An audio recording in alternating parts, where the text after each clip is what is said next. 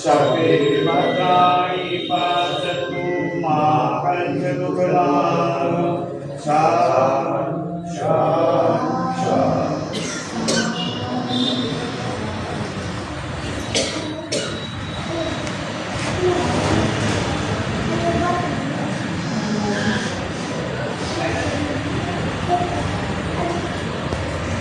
हमारे आपके जो संबंध है वो कैसे अच्छे हों, उसके लिए मैंने कुछ पंक्तियाँ लिखी हैं, वो आपके सामने प्रस्तुत कर रहा हूँ। सिद्धार्थ गौतम ने क्या कहा वो मैं बता रहा हूँ कि गौतम ने कहा भिक्षुओं सुनो, मन ही दुख का मूल अहो। हमारे आपके जीवन में मन यदि हमारा चंगा है, जैसा कि हमारे रविदास साहब जी कहा है कि मन चंगा तो कठौती में गंगा, तो ये गौतम ने कहा भिक्षुओं सुनो, मन ही दुख का मूल अहो। जो है उसका करता न मान, कुछ नहीं मिला तो परेशान। मन है अशांत तो जो भी करो, आएगा दुख अनिवार्य कहो। अथ शांतिम शरणम गच्छामि, तो आप लोग अभी कहेंगे बुद्धम शरणम गच्छामि। अथ शांतिम शरणम गच्छामि, आप लोग रिपीट करें बुद्धम शरणम गच्छामि। जैसे चक्का पीछे पीछे बैलों के चलता जाता है, वैसे ही हो यदि मन चंगा, सुख की गंगा ले आता है। सारा जग है मन की गाथा, मन से ही धूप मन से ही छाया। प्रमुदित मन शरणम गच्छामि, बुद्धम शरणम गच्छामि, बुद्धम शरणम गच्छामि। बहती हो जब प्रतिकूल हवा, जो आज हम देख रहे हैं, प्रतिकूल का मतलब हमारे विपरीत कोई कार्य कर रहा है, हमारे विपरीत कोई चल रहा है, तो हमें क्या करना है। बहती हो जब प्रतिकूल हवा, तुम शांत बैठ जाओ कुछ पल। जब हवा थमे आगे चल दो, तेरी मुट्ठी में होगा कल। तुम डटे रहो अपने पथ पर, रस्सी से घिस जाता पत्थर। अथ धैर्यम शरणम गच्छामि, बुद्धम शरणम गच्छामि। लगता होगा ये बहुत बार, कुछ लोग नहीं सुनते तुमको। हम कुछ कह रहे हैं लेकिन हमारी बात को सुनने वाला नहीं है, ऐसा कभी कभी लगता है। क्यों नहीं सुन रहे, उसके लिए ये पंक्तियाँ हमें बताएंगी। लगता होगा ये बहुत बार, कुछ लोग नहीं सुनते तुमको। घायल हो जाता अहंकार, तुम पागल कर देता मन को। मत कथा गढ़ो या चिल्लाओ, नूतन अनुरोध करे जाओ। हर बार पुनः पुनः उससे अपने निवेदन करते जाइए, उसको कभी दोष मत दीजिएगा। तो वही है अनुरोधम शरणम गच्छामि और बुद्धम शरणम गच्छामि। आगे है, जो नहीं हुआ उसके खातिर यदि ज्यादा शोर मचाओगे, जो नहीं हुआ उसके खातिर यदि ज्यादा शोर मचाओगे, जो है वो भी हो जाएगा। तुम व्यर्थ खड़े पछताओगे, तुम व्यर्थ खड़े पछताओगे। इसलिए नहीं जो मिला तुम्हें, उसके लिए ना हो गिला तुम्हें। अशिकायत शरणम गच्छामि, बुद्धं शरणम गच्छामि। हम किसी से शिकायत करते हैं, उम्मीद रखते हैं कि हमने बुलाया वो आए नहीं। ठीक है, आप अनुरोध करते जाइए, इस बार नहीं तो भाई अगली बार आ जाइए, अगली बार आ जाइए। हम ये कह करके कि आप मेरे इस कार्यक्रम में नहीं आए, तो अपने आप को हम ऐसे क्यों टेम्परामेंट में लाए। बुद्ध ने शांत रह करके पूरे विश्व में शांति का संदेश दिया। यदि हम बुद्ध का अनुसरण कर रहे हैं, यदि हम बुद्ध के अनुयायी हैं, तो हमें बुद्ध से कुछ सीखना चाहिए। बुद्ध क्या है, इनके बारे में तो जानना चाहिए। हम बुद्धम शरणम की बात करते हैं, तो बुद्ध है क्या। विचार क्या है। एक विचार ही, एक धारणा ही तो है, एक ऐसी स्थिति में खड़ा कर देती है। बुद्ध वो लोग हो जाते हैं जो संसारिक सारी चीज़ों से विलग हो जाते हैं और प्रकृति के अनुकूल चलने लगते हैं, वो बुद्ध हो जाते हैं। तो हम लोग सिर्फ विचार की बात करते हैं, तो हम लोग जानते हैं कि विचार क्या है। विचार में आप लोग सिर्फ अभिव्यक्ति की बात करते हैं, चाहे अच्छा हो चाहे बुरा हो, विचार है। विचार वो है, वो विचार क्या, बल, बुद्धि, विद्या और विवेक। यदि ये चार चीजें हैं, आपके पास शक्ति है, बल है, बुद्धि है, विद्या है और विवेक है, तभी आप विचारवान हैं। वे चार हम लोग उसको कहते हैं विचार। विचार का मतलब वे 4 चीज़ें जिनमें निहित हैं वही विचारवान व्यक्ति है। तो हमें ये जानना चाहिए कि हमारे उत्तम विचार के लिए क्या क्या करना है और कैसे करना है। तो जो भी करना तुम चाह रहे ऊपर अधिकारी ना चाहे। अधिकारी कौन है?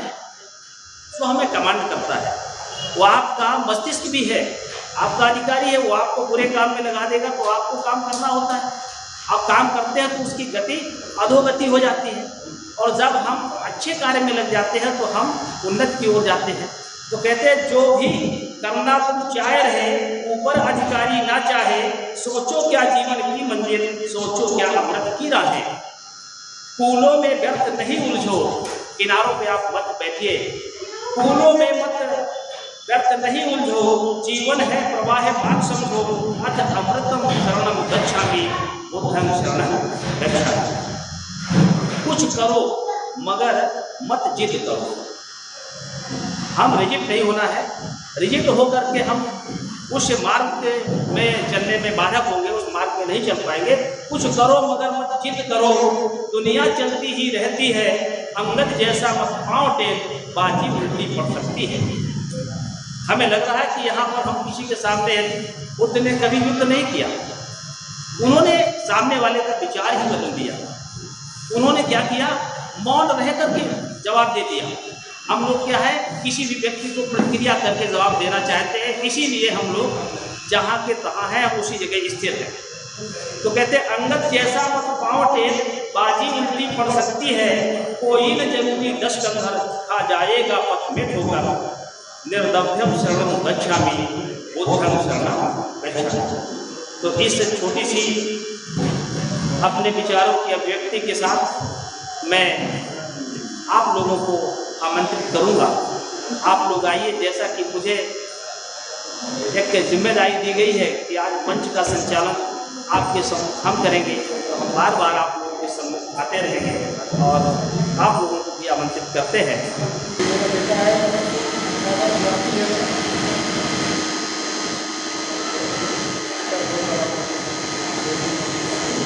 बहुत बहुत शाबाश है। आज मुझे अच्छा लगा इस कार्यक्रम का जो आयोजन कर रहे हैं हमारे अमर सिंह जी, आप उनके पिताजी हैं और आपका दादी अर्थात तीनों पीढ़ी बुद्ध धर्म को आगे बढ़ाने में लगे हैं। आप सबको हमारा अभिनंदन है कि कुछ नहीं तो आप प्रयास करते हैं। आज संख्या भले ही कम हो, गले एक गले 11 की तरफ बढ़ेगा और 11 से ये 11,000 भी जाएगा, निरंतर बढ़ता रहेगा। आपने बच्चों में अपने संस्कार डाले हैं। मुझे ऐसा लग रहा है कि आपकी कहीं ना कहीं जो सोच है वो हमारे बाबा साहब से काफी मेल खाती हुई है। चलते जाएंगे प्लीज आप भी आ जाइएगा। आइए आइए, आप परिचय दीजिए, काम तो हो जाए।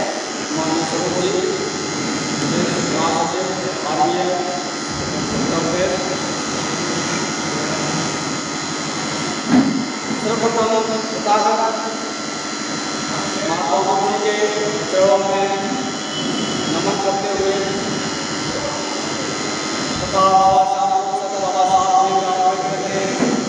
नमन करते हुए तथा अन्य बहुजन समाज में जन्मे सभी संतों को, महापुरुषों को नमन करते हुए मैं अपना परिचय आपके सामने रखा हूँ। मैं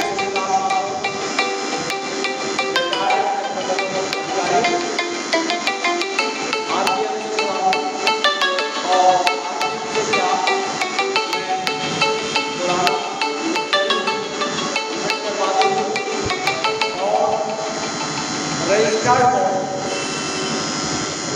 एवं हमें के लिए बहुत नहीं से बहुत और हर बौद्धिक संस्था या सोसाइटी के सहयोग के लिए उनके साथ तत्पर रहता हूँ। ये हमारा मिशन है। वो लोग शासन कर रहे हैं 3% और 85% उनकी सेवा में लगे हुए। जितनी लागत इनको दी जाए उतनी कम। ये कायरता समझो या इनकी अज्ञानता समझो। सबसे बड़ी तो इनकी अज्ञानता है। जब तक इन्हें इस बात का एहसास नहीं होगा, ज्ञान नहीं होगा कि हम कौन हैं, क्या है, इस स्थिति में क्यों और कैसे पहुंचे, तब तक इनको कोई अपनी जो है उन्नति के रास्ते पर मैं समझता हूँ चलने का कोई इनको सुझाएगा ही नहीं। न कभी इनको विवेक अपना लगाएंगे कभी। आज चूंकि ये आरबीएम का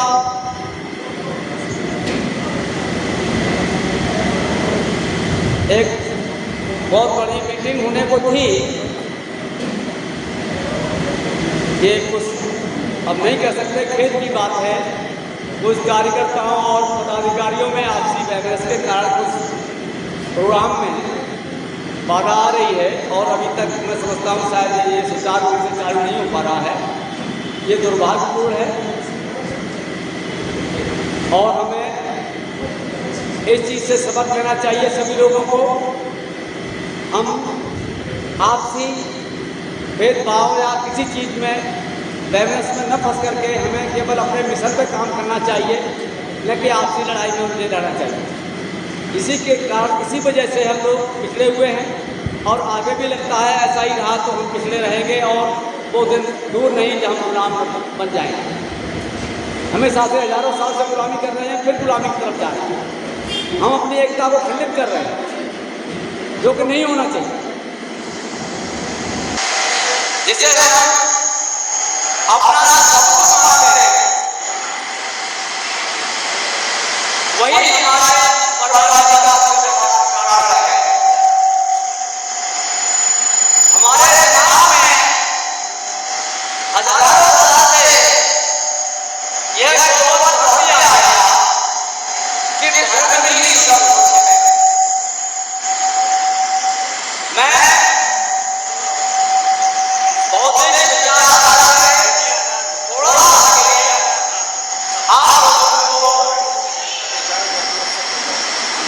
अपने विचार बताना चाहूँगा, भले ही आप सहमत हो अथवा न हो।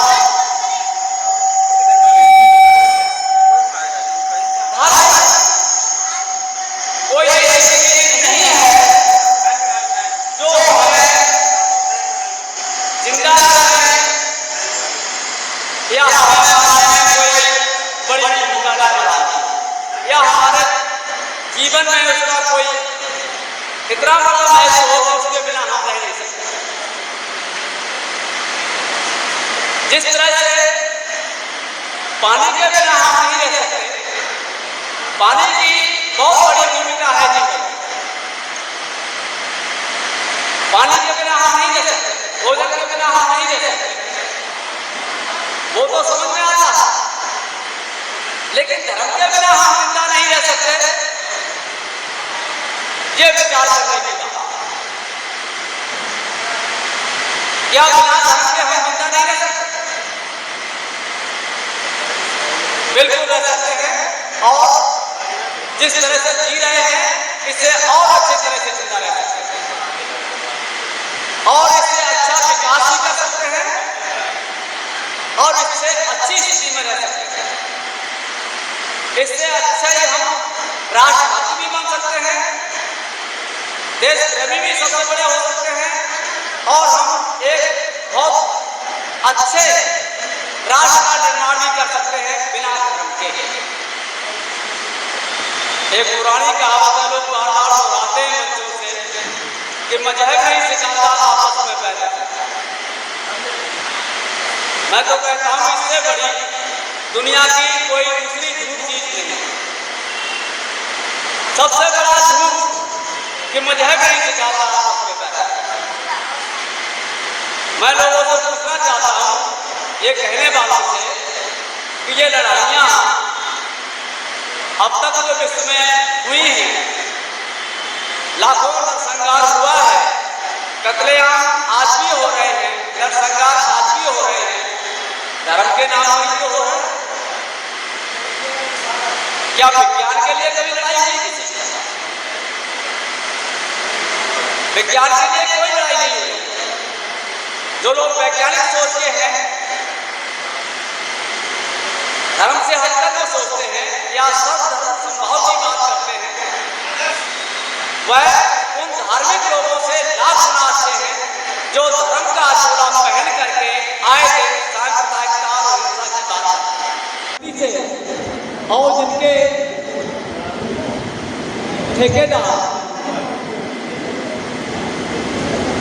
बहुत बड़े सफेद पोश बन करके धर्म को आगे करके, धर्म को आगे रख करके अपने हितों को साध रहे हैं और वो धर्म के पैदान पर चढ़ के सत्ता भी हासिल किए हैं और सत्ता पर काबिज हैं।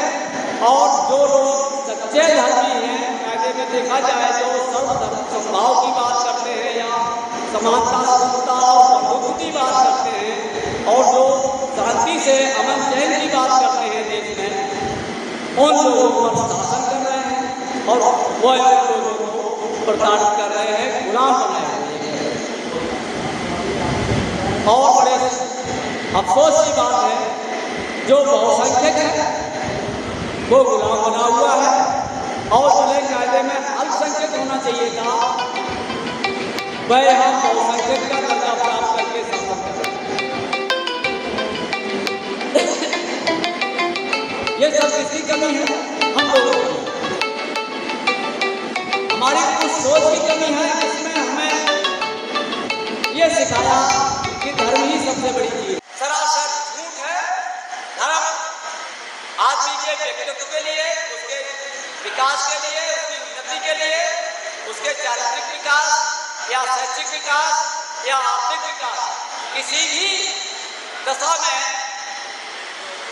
धर्म की इतनी बड़ी भूमिका नहीं है किसी क्षेत्र में कि उसके बिना व्यक्ति अपनी उन्नति नहीं कर सकता। आप लोगों की जानकारी के लिए मैं बता देना चाहता हूं, मैंने इसी उद्देश्य से एक संगठन राष्ट्रीय बहुजन सद्भावना सेवा समिति खड़ा किया है और हमारा एक ही नारा है, उसके तहत जात विहीन, धर्म विहीन समाज की स्थापना। एक ऐसा समाज की संकल्पना जिसकी हमारे महापुरुषों ने सपना देखा था, बाबा साहब ने भी इस तरह का सपना देखा था, जो कि हमारा ऐसा समाज समानता और समता और बंधुत्व पर खड़ा होने वाला समाज एक स्थापित करेंगे, ऐसा भारत बनेगा।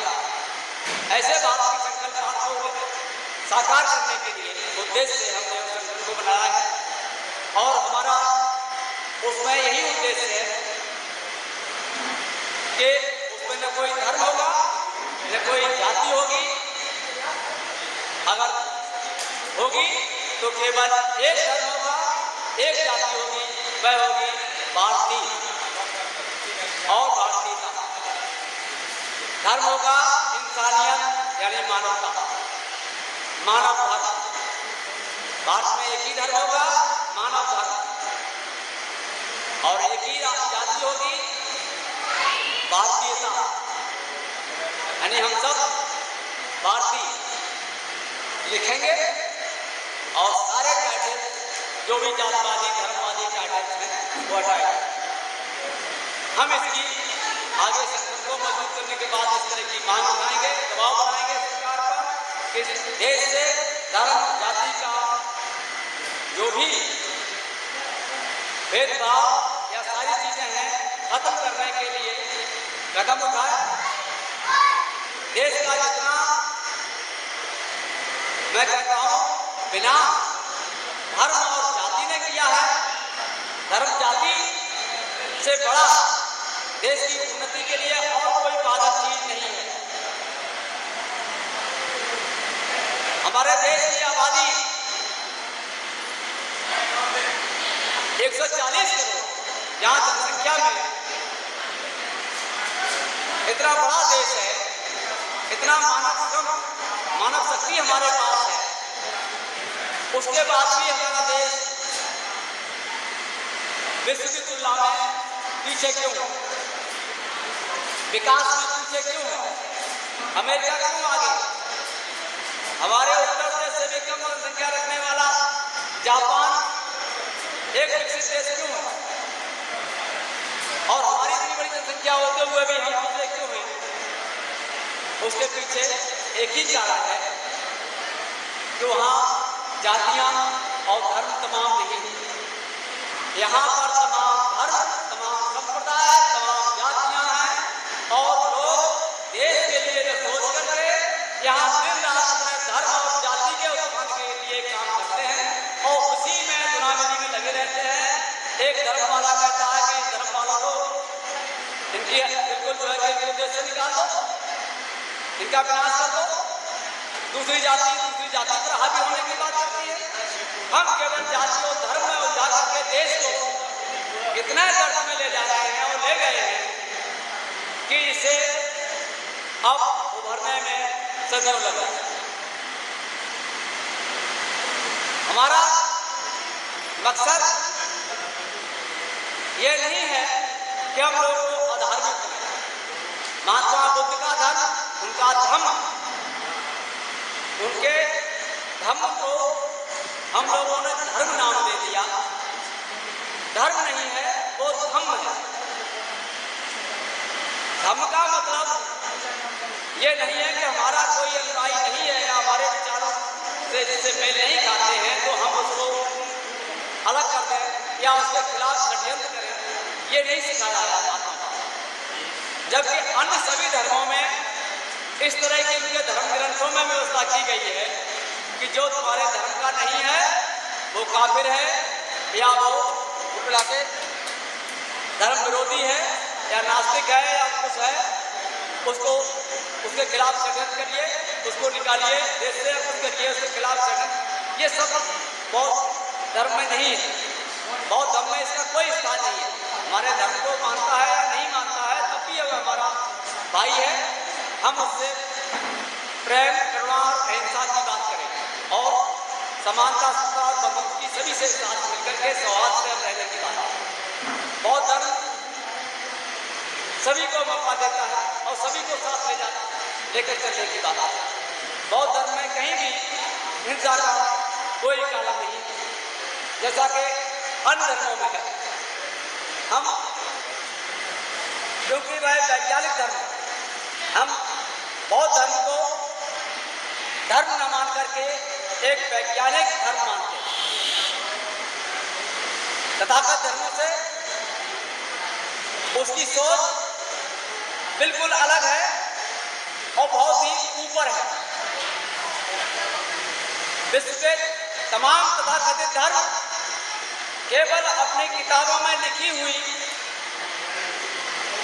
अनाप शनाप उजूल बातों पर जो अवैज्ञानिक हैं, अतार्किक हैं, पूरी तरह से उन पर चलने को दबाव बनाता है हर धर्म कि वो तो किताब में लिख दिया है हमारे भगवान ने या हमारे यीशु अल्लाह ने, उसी पर अमल करना, उससे डिफर कुछ नहीं। माता बुद्ध ने ये नहीं कहा। माता बुद्ध का स्पष्ट संदेश है, बौद्ध धर्म का स्पष्ट संदेश है, अपो दीपो भव, अपना दीपक स्वयं बनिए, अपने विवेक से सोचिए और हर चीज पर अपने विवेक की कसौटी पर तार्किक दृष्टि से उसको कसौटी पर कसिए, वैज्ञानिक दृष्टिकोण से उसको कसौटी पर कसिए कि वैज्ञानिक रूप से, तार्किक रूप से या सामाजिक हित में, देश हित में वो बात अगर सही है तभी मानिए। इसलिए मत मानिए कि हमारे धर्म ग्रंथों में लिख दिया या हमारी किताब में लिखा है या हमारे महापुरुष ने कह दिया या हमारे बाप दादे कह गए हैं, इसलिए किसी चीज को नहीं मानना। यह स्पष्ट बात बौद्ध धर्म का यह सीधा संदेश है महात्मा बुद्ध। उन्होंने ये नहीं कहा कि तुम हर चीज को अंधश्रद्धा की तरह या आगे बंद करके मानिए, नहीं मानना। इसलिए हम बौद्ध धर्म को एक वैज्ञानिक धर्म मानते हैं और इस धर्म पर चल करके वैज्ञानिक दृष्टिकोण अपना करके समाज में भाईचारा, करुणा, प्रेम, शील, प्रज्ञा स्थापित करके, आपसी सौहार्द स्थापित करके हम न सिर्फ अपना बल्कि अपने समाज का और देश का और देश के साथ साथ विश्व का हम कल्याण कर सकते हैं। एक बौद्ध धर्म ऐसा धर्म है जो सबको एक सूत्र में पिराने की बात करता है। इसलिए मैं आप सभी से आग्रह और अपील करना चाहूंगा कि वह अपने मूल धर्म जो हमारा पहले से था, जहां हम पहले थे, हम सभी बौद्धिस्ट थे, हम हिंदू नहीं हैं। जबरदस्ती हम पर ये थोपा गया है और गुलाम बनाया गया। बड़े आश्चर्य की बात है, चार भाई इसके बारे में कहते हैं, हिंदू धर्म के बारे में कि चार बड़ हैं, कि चार भाई हैं, आपस में काम के आधार पर या किसी अन्य के आधार पर बंटवारा कर दिया है। एक भाई का काम है राज करना, एक का काम है शिक्षा देना, एक का काम है ये, और चौथे का काम है सबकी सेवा करना और सबकी मार सहना, सबसे पिटना, सबकी डालें खाना। बताओ आज कोई चार भाई आज परिवार में किसी में है और चार भाई ये सलाह करें कि बड़ा भाई राज करेगा, दूसरा सबको व्यवस्था करेगा, व्यापार करेगा, तीसरा ये करेगा, चौथा सबसे पिटेगा, क्या चौथा भाई ये बंटवारा समझौता करने को राजी होगा? कौन सा राजी हो जाएगा भाई? लेकिन हमारे पूर्वज और हम कैसे राजी हैं इस समझौते पर कि हमें पिटने का अधिकार दिया गया, सबकी सेवा करेंगे और पिटेंगे? ये कौन सा समझौता भाई? माल खाएंगे, बड़े वाले से माल खाएंगे और तुम उनका जूठन खाओगे। ये कौन सी बात हुई भाई? कौन सा समझौता, कौन सा ये बंटवारा है? ये सरासर अन्याय और अत्याचार और षड्यंत्र है हमें आपको गुलाम बनाना। इसलिए आप लोग अपने तर्क शक्ति और बुद्धि विवेक को लगा करके आपको दीपो भव की अवधारणा को साकार करते हुए इस तथाकथित व्यवस्था पर विचार विमर्श करिए और देखिए ये हमारे हित में है या नहीं है, तभी उसको स्वीकार करिए। ये अब तक साबित हो चुका है, आप लोग भी देख चुके हैं कि ये व्यवस्था हमारे अनुकूल नहीं है। इस व्यवस्था ने हमें बहुत ही गर्त में ढकेल दिया है और हमें गुलाम बना रहा है। तो हम ऐसी व्यवस्था को स्वीकार क्यों कर रहे हैं, क्यों उसको ढो रहे हैं, क्यों उसके पीछे पड़े हुए हैं? क्या हमें कोई ऐसी बाध्यता है कि हम इससे बाहर नहीं जा सकते? अगर कोई जानवर को किसी ने पिंजरे में अगर कैद भी कर लिया है, मैं समझता हूँ वो भी अगर मौका लगता है एक दिन निकल के भाग जाता है। पिंजरा ना तोड़ पाए तो कोई पिंजरा धोखे तो खुल गया तो भागी जाता। लेकिन हमारी आपकी मैं सोचता हूँ कौन सी मजबूरी इन दलितों और पिछड़ों की है जो इतना अत्याचार सहने के बाद भी वहीं पर है, भागने की कोशिश नहीं कर रहे? ये सोचने की बात है। आगे और भी लोग हैं, मैंने ज़्यादा समय ले लिया। विचारधारा तो आप लोग सब जानते ही हैं, सबकी एक ही विचारधारा, सब उसी काम करना है। इसलिए हम सभी लोगों को चाहिए कि वैज्ञानिक दृष्टिकोण वाला और भाईचारे वाला, करुणाशील प्रज्ञा की बात करने वाले बौद्ध धर्म में वापस आए और इसको मजबूत बना करके बौद्ध में भारत बनाए और आपस में भाईचारा स्थापित करके देश के समाज के कल्याण के लिए कार्य करें। इसी के साथ मैं अपनी वाणी को विराम देता हूँ। जय भीम, नमो बुद्धाय, धन्यवाद। बहुत बहुत साधुवाद सर। अभी आप छोटे माता साहब को सुन रहे थे, बहुत ही शानदार विचार। एक्चुअली सर से मैंने किया था कि समय हम लोग खाली बैठ के नहीं काट सकते हैं, तो आपके विचारों से फिलहाल हमारा कार्यक्रम अभी अब से शुरू नहीं हुआ है, तो चलते हैं। आपने जो बताया मुझे ऐसा लगा कि उन सारी पंक्तियों में आपने एक ही चीज का संदेश दिया कि वो अमन देने देंगे, यमन देने देंगे, और मौका मिला तो कपट देने देंगे। कलम के पुजारी अगर चुप रहे तो सत्ता के पुजारी वतन देने देंगे, सत्ता के पुजारी वतन देने देंगे। क्योंकि सत्ता के लोग जो है सत्ता किसी की हो, हमारे यहाँ के हित के लिए यदि प्रयास किए गए होते तो आज ये हमें आपको आगे ले जाने की जरूरत नहीं थी। तो सत्ता का जो प्रभावित व्यक्ति है वो समता, समानता, बंधुत्व और न्याय की बात उसको कभी भी अच्छी नहीं लगती। ये तो हम ऐसे हैं जिनकी वजह से देश बड़ी आसानी से स्वतंत्रता से आगे बढ़ रहा है। मैं चाहूँगा कि कोई गीत गाना चाहे, बाकी औपचारिक रूप से हमारे पास लिस्ट है, और मैं यहाँ बैठी हुई परम श्रद्धेय रुचि आजाद मैडम से बहुत इसी से निवेदन करता हूँ, क्योंकि आप लोगों ने ऑनलाइन जूम मीटिंग में सुना है, आप बहुत अच्छा संचालन और बहुत अच्छे वक्तव्य रखते हैं। तो मैं चाहूँगा कि इस समय का सदुपयोग कर रहे हैं, आप आए और अपने विचारों से हमें अनुभव ग्रहण करें। परम श्रद्धेय रुचि आजाद मैडम। Thank you sir. आप सभी को मेरा जय हिंद, नमो बुद्धाय। जैसे कि हम सभी यहाँ एकत्रित हुए हैं माननीय प्रकाश भारती जी के स्वागत में, उनको सुनने के लिए जो भी विलंब हो रहा है इसके सदुपयोग के लिए हम सभी को अपने अपने विचार आपस में शेयर करें। तो इसी संदर्भ में हम मैं उपस्थित हूँ। जैसा कि हम सभी जानते हैं कि भारत बुद्धमय था, बुद्धमय होना चाहिए और बुद्धमय होगा, लेकिन जितने एक्टिव हम लोग हैं उस हिसाब से जितना विलंब हो रहा है वो हम बहुजन समाज के लिए बहुत ही हानिकारक है।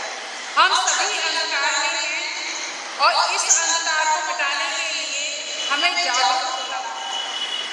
जागरूक होने के लिए हमें कार्य करना होगा, विचारों का प्रचार प्रसार करना होगा, जो हम उतनी ताकत से नहीं कर रहे हैं जितनी ताकत से हम कर सकते हैं। तो यही कारण है कि हम सभी इस भारत को आज भी बौद्धमय बना रहे हैं और बनाने का प्रयास कर रहे हैं। हमारा यह प्रयास कितना सफल हो रहा है वो आज यहाँ उपस्थित हुए लोगों के ही हम सभी को अनुमानित हो रहा है।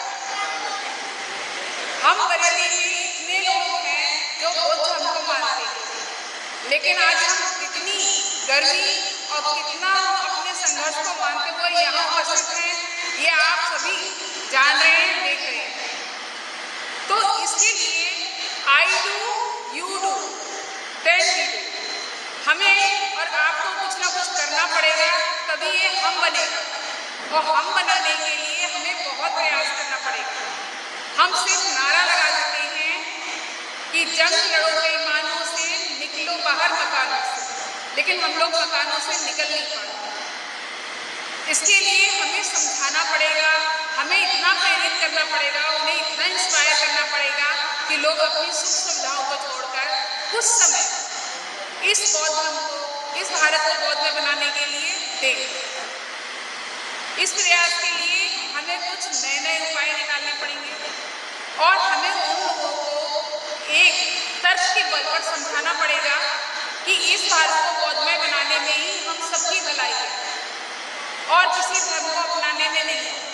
राजनीतिज्ञ तो धर्म के चक्कर में हम सभी को लड़ते लड़ाते रहेंगे, लेकिन बौद्ध धर्म अपनाने के लिए हम लोग जितना प्रयास करेंगे उतना ही ये भारत बौद्धमय और उनका कल्याण में बनेगा। इसके लिए हम सभी जितना प्रयास कर रहे हैं वो प्रयास उन मनुवादियों की अपेक्षा हम बहुत एक तिनके के बराबर कर रहे हैं। हमारा प्रयास बहुत कम है, उनका प्रयास बहुत अधिक है। सफलता उन्हें इसीलिए मिल रही है, हमें असफलता मिल रही है। इसलिए हमें अपने प्रयासों को बढ़ाने की ज़रूरत है, अपने विचारों को और प्रसारित करने की ज़रूरत है, लोगों से कांटेक्ट करने की ज़रूरत है, लोगों को अपने साथ जोड़ने की ज़रूरत है। जब तक हम ये नहीं करते तब तक हम एक नहीं हो सकते। हम लोग वाकई अपने मार्ग से भटक चुके हैं। जो हमें एक मार्ग पर होना चाहिए, हमें एकत्रित होना चाहिए, हम नहीं हो पा रहे। इसके लिए आज जब सर आएंगे तो वो भी शायद यही कहेंगे कि बरेली वालों की ताकत सिर्फ इतनी है क्या कि वो इस प्रांगण में भरने की बात अलग रही, इसको ही कुर्सियों को ही नहीं फिल कर पाए। तो हम यही कहना चाहेंगे कि हम अपने प्रयासों को बढ़ाएं, अपने कॉन्टैक्ट को बढ़ाएं, अपने को एक बनाएं। जब तक हम एक नहीं होंगे तब तक भारत बौद्धमय नहीं बन पाएगा। हम सिर्फ अपने तक सीमित रह गए हैं, अपनी सुविधाओं तक सीमित रह गए हैं। हमको ये नहीं करना चाहिए, इस अंधकार से निकलना चाहिए, प्रकाश की ओर चलना चाहिए, क्योंकि बौद्ध धर्म ही सर्वसामान्य है, सर्वश्रेष्ठ है। हम इसे ही अपनाएं, इसी में आगे बढ़ें और लोगों को इससे जोड़ें।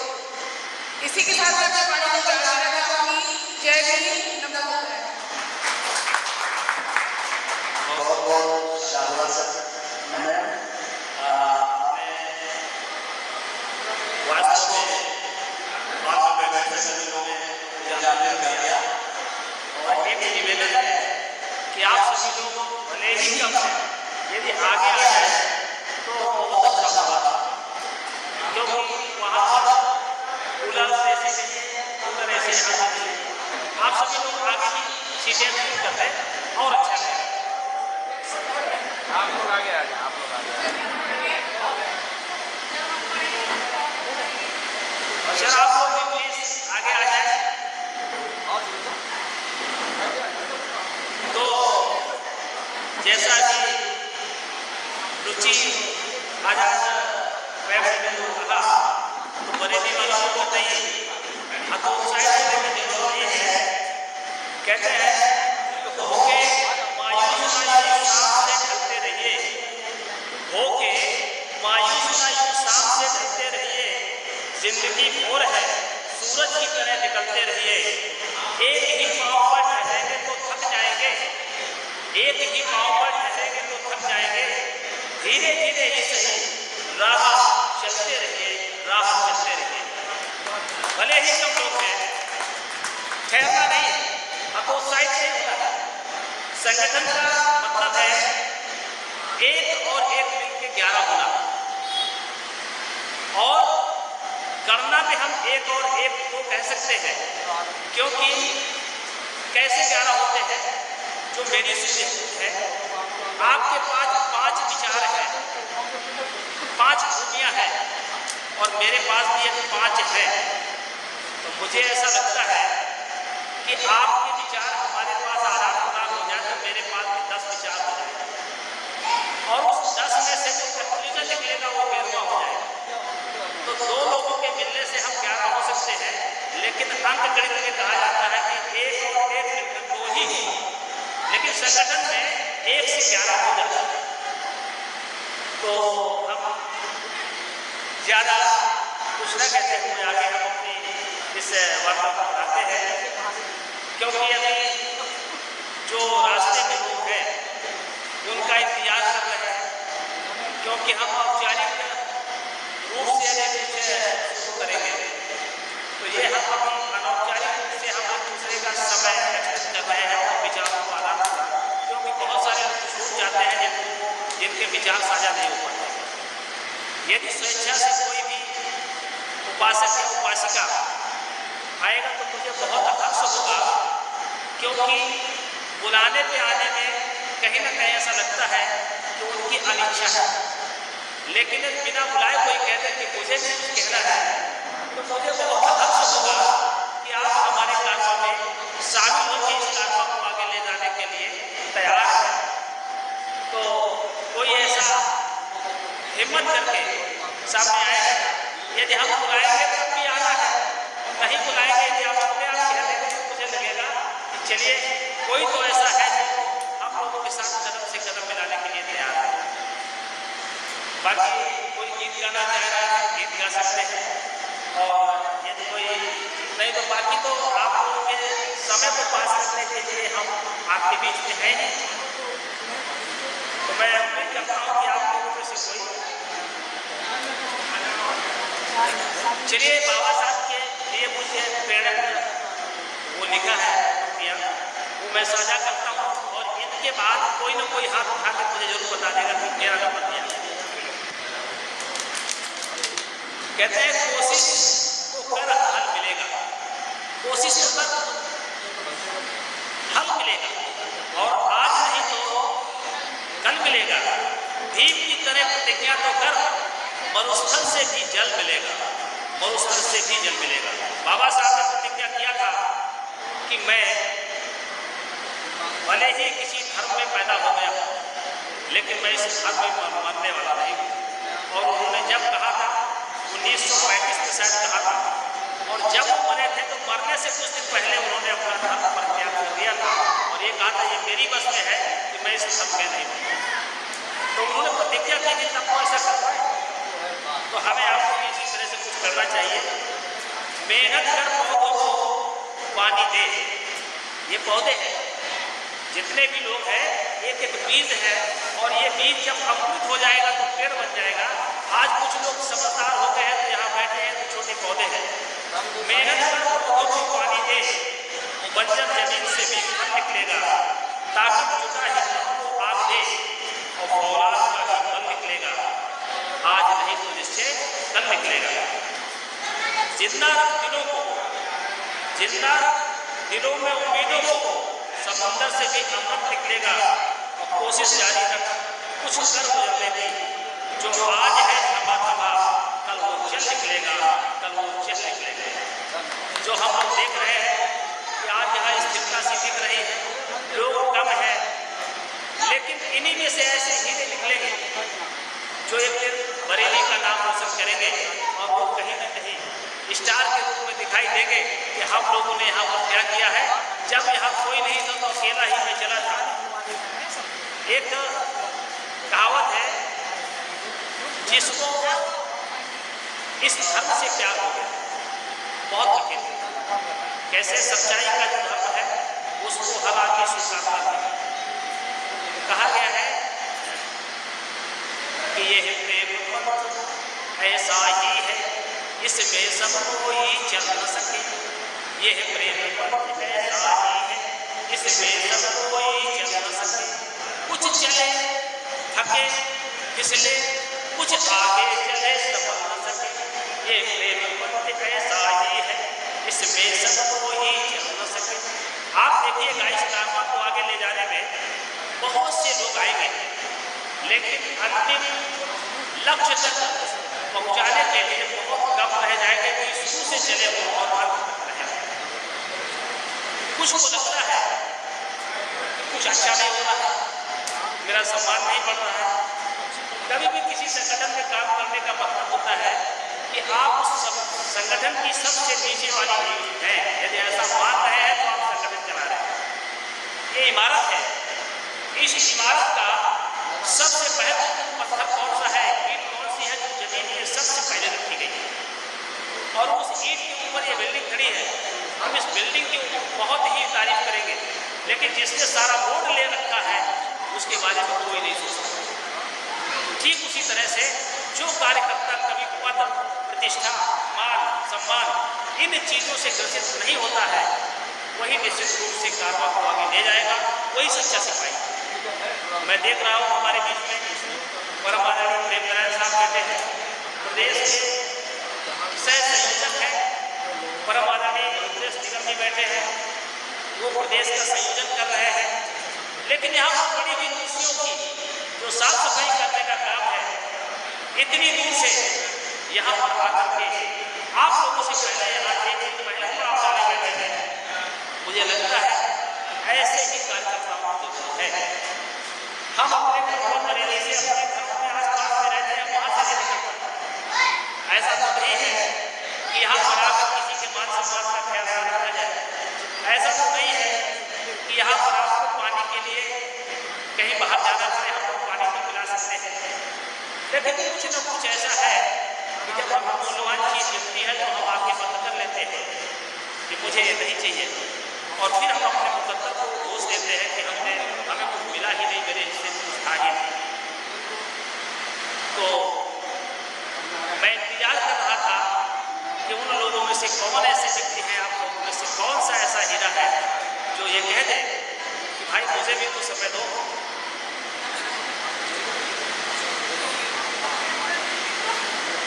लेकिन एक चीज और कहूँगा कि आप लोग इसका ध्यान रखें, विशेषकर मैं उन वक्ताओं के लिए कहते हैं मन मचल कर मोर होना चाहिए, मन मचल कर मोर होना चाहिए, और कार्यक्रम के बीच में कतई न शोर होना चाहिए, शांति होनी चाहिए।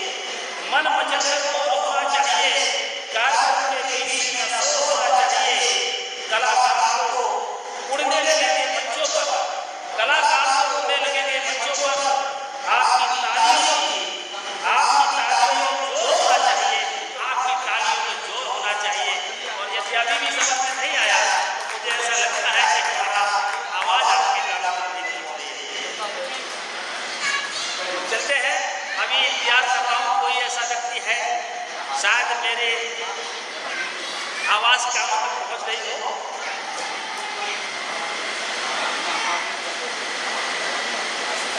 और हम तो सदैव सोचते क्या है, करने का प्रयास करते हैं। बहुत सारे लोग मंचों पे आते हैं, बात कह जाते हैं और स्वयं अपने ऊपर धारण नहीं करते। बहुत बड़े बड़े मंचों की मैं बात करता हूँ, वो कहते हैं आप अपने परिवार के बच्चों को क्यों नहीं लाए, अपने धर्मपत्नी को क्यों नहीं लाए, अपनी संगनी को क्यों नहीं लाए। लेकिन मैंने उन लोगों को कभी भी नहीं देखा वो अपनी पत्नी को लेके आते हैं, अपने बच्चों को। लेकिन मैं यदि बात कहता हूँ, मैं इसी पे अमल करता हूँ, मैं मंच से वो बात बोलना चाहता हूँ जिसको मैं स्वयं करता हूँ। तो ऐसा है, और जब ऐसा कर लेंगे तो हम अपने भारत को दुनिया बनाने के रास्ते पर ले जा रहे हैं। तो मेरा कहना है कि यदि हम भगवान से शब्द लगाया गया है गौतम बुद्ध साहब के, और भगवान ये चोरी किया होगा नहीं तो भगवान तथा गौतम बुद्ध यही कहा जाता है। मैं उनसे क्या कहता हूँ कि भगवान मेरा जीवन संसार के लिए हो, भगवान मेरा जीवन संसार के लिए हो, ये जिंदगी हो लेकिन उपकार के लिए हो, भगवान मेरा जीवन संसार के लिए हो। और क्या हो सुंदर स्वभाव मेरा, हो सुंदर स्वभाव मेरा, दुश्मन का मन रिझाए। हमारा शत्रु भी है तो हमारे बातों से प्रभावित हो, ऐसा मेरा स्वभाव हो, मेरा ऐसा आचरण हो, मेरे अंदर ऐसे शील हो सुंदर स्वभाव मेरा, दुश्मन का मन रिझाए। वो देखते ही कहते तुम प्यार के, वो देखते ही कहते तुम प्यार के। भगवान मेरे जीवन संसार के हो, ये जिंदगी में उपकार के हो। और क्या हो कि हम एक जागे, हम धर्म को न भूले, हम एक जागे, हम धर्म को न भूले। चाहे मेरी नौका मझधार के लिए हो, चाहे मेरी नौका मझधार के लिए हो। और क्या हो कि वाणी स्वभाव से जग का सदा भला हो, वाणी स्वभाव से जग का सदा चाहे विदायत में तलवार के लिए हो, चाहे विदायत में तलवार के लिए हो, भगवान मेरा जीवन संसार के लिए हो, भगवान मेरा जीवन संसार के लिए हो, ये जिंदगी लेकिन उपकार के लिए हो। निगम सर, निगम सर,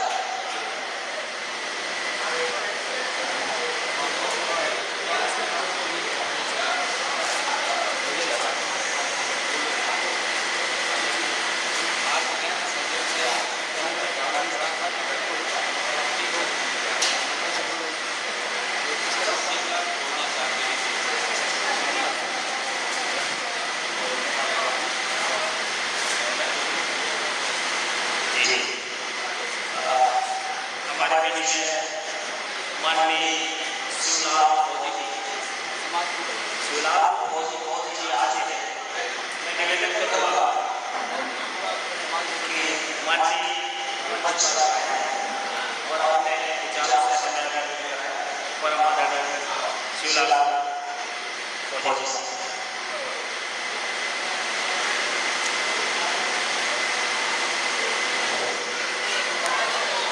सभी को नमो बुद्धाय।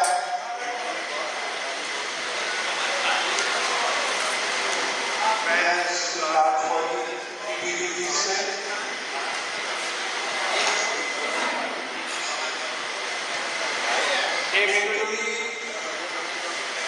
काफी लोग ऐसा सोचते हैं। सबसे पहले मैं बाबा साहब अम्बेडकर साहब को नमन करते हुए भगवान बुद्ध को नमन करते हुए अपनी बात कर रहा हूँ। कई लोग ऐसा सोचते हैं कि ये जो प्रोग्राम हो रहे हैं इसमें सब पैसे वाले जाते हैं।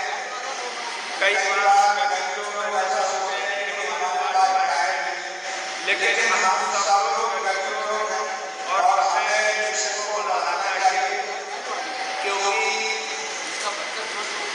किसी एक के चलने से भगवान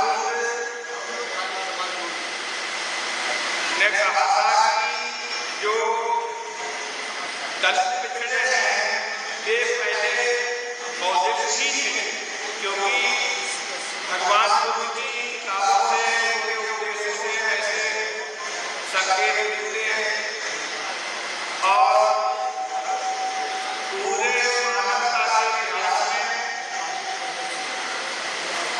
हजारों पीर पैगंबर अफसारी पैदा हुए। हमने कभी किसी की जयंती मनाई, कभी किसी की अष्टमी मनाई, कभी नवमी मनाई, लेकिन हर जगह शुरुआत का शोर दिखाई दिया। तो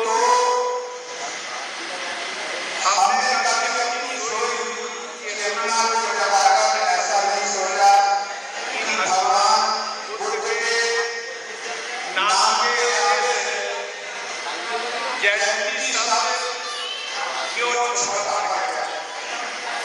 हमने कभी भगवान बुद्ध की जयंती नहीं मनाई। हमने जब मनाया भगवान बुद्ध का पूर्णिमा मनाया, क्योंकि भगवान बुद्ध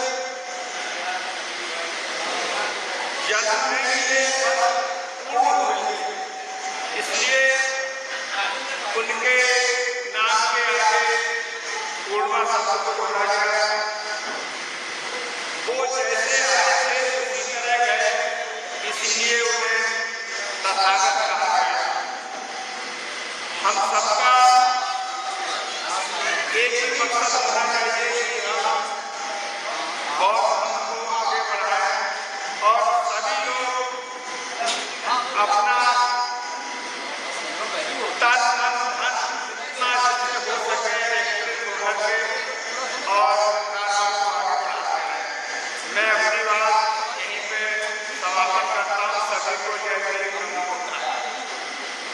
साहब ज़्यादा हम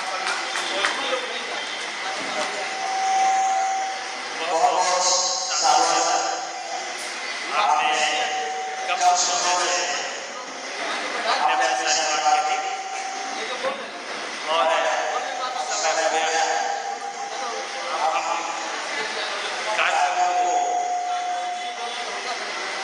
उस ओर ले चलते हैं जिस उद्देश्य से हम सभी लोग यहाँ एकत्र हुए हैं।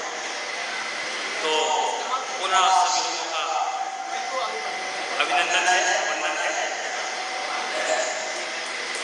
मैं यहाँ प्रदर्शित करना चाहता हूँ कि जब किसी कार्यक्रम की शुरुआत होती है तो हम अपने परिवारों के विभूषण या विभूषण की अनुपस्थिति में अपने बौद्धाचार्य को आमंत्रित करते हैं। वो हमें बिल्कुल किशोर पद से ग्रहण कराकर फिर कार्यक्रम की शुरुआत करते हैं। तो बिना देरी के इस कार्यक्रम को और ले लेते हैं जिस मकसद से हम यहाँ एकत्र हुए हैं। तो हमारे लिए राष्ट्रीय महासभा के पूर्व मंडल अध्यक्ष बड़े धीर सिंह बौद्ध साहब जी जो बौद्धाचार्य हैं हमारे लिए उपस्थित हैं। मैं उनसे विनम्र करता हूँ और इस समाज बैठक से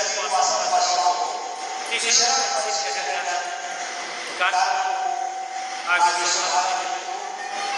हम लोगों को और हमारे धीर सिंह